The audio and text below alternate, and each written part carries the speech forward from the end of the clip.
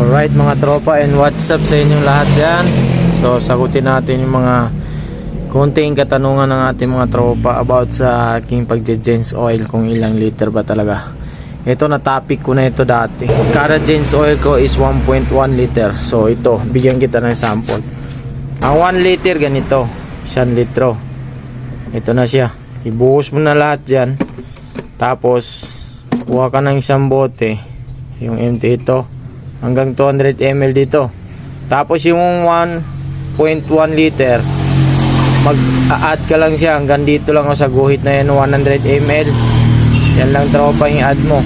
Hanggang dito lang. Tapos dagdag mo na lang yung 100 ml. So ganun lang mga tropa. So itong motor ko mga tropa is bagong Gens oil ko lang, pero umabot na siya ng 1K. So i-check natin. Check natin yung odo niya. Ayan, 1.3 na siya mga tropa sa trip A. So same lang yan sila. Ayan, 1.3. Kaya na yung odo. So saka ako mag-change oil pagka umabot na siya ng 2K or 2.5. And then check natin yung kanyang dipstick mga tropa. Ayan.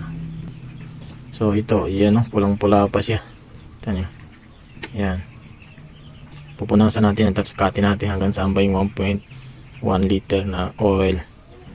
So yung mga tropa, tuyong-tuyo, punasan pa natin para mas matuyo siya at makita. So yung mark na yan, yung arrow na parang diamond nakatutok sa baba, check natin yan. Tusok ko muna yung dipstick, ayun, makikita natin dyan. So ito na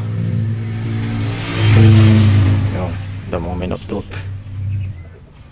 So ito, ayan, kita nyo, natakpan na yung arrow. So hanggang dyan lang siya tropa. Dito lang siya, 1.1 liter, hanggang dito lang, hanggang dyan lang, dito. Yan. So right na, sana nasagot yung tanong mo mga busing tropa. Ride safe lagi. Alright.